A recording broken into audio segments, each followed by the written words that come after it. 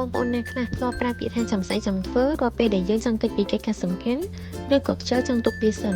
ពាក្យនេះប្រហែលជាយើងចូលចិត្តប្រើណាស់សូម្បីតែខ្ញុំក៏ចឹងដែរភាគច្រើនយើងគិតថាការពន្យាពេលគឺជាភាពខ្ជិលប៉ុន្តែបងប្អូនទាំងអស់គ្នាដឹងអត់វាគឺជាការឆ្លើយតបដ៏ស្មុគស្មាញមួយរបស់ខួរក្បាលទៅនឹងអារម្មណ៍ចឹងថ្ងៃនេះគឺយើងនឹងរកមើលឫសគល់នៃបញ្ហានេះហើយយើងនឹងរៀនពីរបៀបដើម្បីបំបត្តិអារម្មណ៍ពន្យាពេលនិងចាប់ផ្ដើមធ្វើអ្វីមួយដែលយើងចង់ធ្វើភ្លាមៗតោះយើងចាប់ផ្ដើមទាំងអស់គ្នាឥឡូវនេះជាធម្មតាពេលយើងពន្យាពេលព្រោះយើងគិតថាខ្ញុំគ្រាន់តែខ្ជិលបន្តិចទេ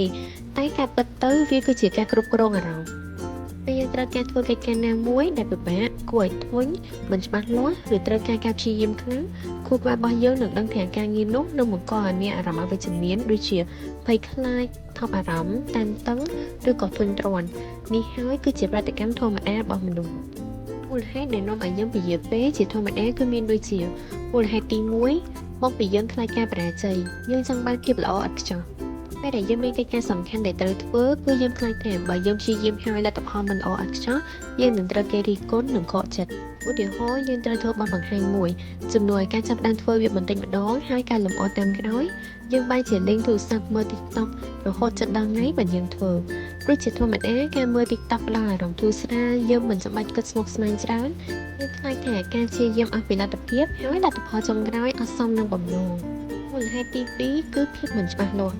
នៅពេលដែលបងប្អូនមានគម្រោងមួយត្រូវធ្វើប៉ុន្តែមើលទៅហាក់ដូចជាធំពេកមិនដឹងថាត្រូវចាប់ដើមពីណាទៅណាខួរក្បាលរបស់យើងត្រូវការគិតច្រើនភាពមិនច្បាស់លាស់នេះនឹងនាំឲ្យមានអារម្មណ៍លើសលប់នៅពេលដែលខួរក្បាលដឹងថាកិច្ចការនេះធំពេករញ៉េរញ៉ៃពេកវានឹងចង់ឲ្យយើងឈប់សិនហើយទៅធ្វើរឿងអីផ្សេងដែលងាយស្រួលវិញឥឡូវនេះយើងដឹងហើយថាការពន្យាពេលគឺការចេញពីអារម្មណ៍ចឹងតើយើងអាចដោះស្រាយបញ្ហានេះដោយរបៀបណាចំណុចទី1បំបែកវាឲ្យតូច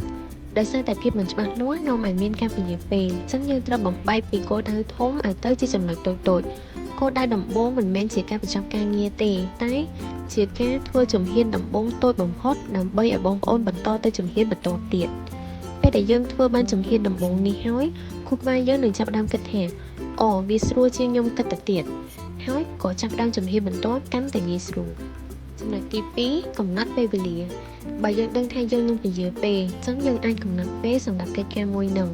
ឧទាហរណ៍បងប្អូនប៉ាន់ស្មានថាការងារមួយហ្នឹងគឺយើងទៅចំណាយពេលប៉ុន្មានដើម្បីធ្វើវាអញ្ចឹងក្នុងអំឡុងពេលដែលយើងធ្វើហ្នឹងគឺយើងមិនប៉ះទូរស័ព្ទទេផ្ដោតតែអារម្មណ៍សម្រាប់បញ្ចប់ការងារហ្នឹងកំណត់ពេលវេលាឲ្យសកម្មភាពមួយវានឹងជួយឲ្យខួរក្បាលយើងផ្ដោតអារម្មណ៍កាន់តែខ្លាំងនៅក្នុងម៉ោងធ្វើការបងប្អូនទាំងអស់គ្នាការពន្យាពេលវាគ្រាន់តែជាទម្លាប់មួយដែលកើតចេញពីការចង់កិច្ចចេញពីអារម្មណ៍អវិជ្ជមានព្រោះខួរក្បាលយើងមិនចង់ធ្វើអ្វីដែលស្មុគស្មាញអញ្ចឹងបើសិនបើបងប្អូនដឹងថាខ្លួនឯងត្រូវមានកិច្ចការសំខាន់ដែលត្រូវធ្វើ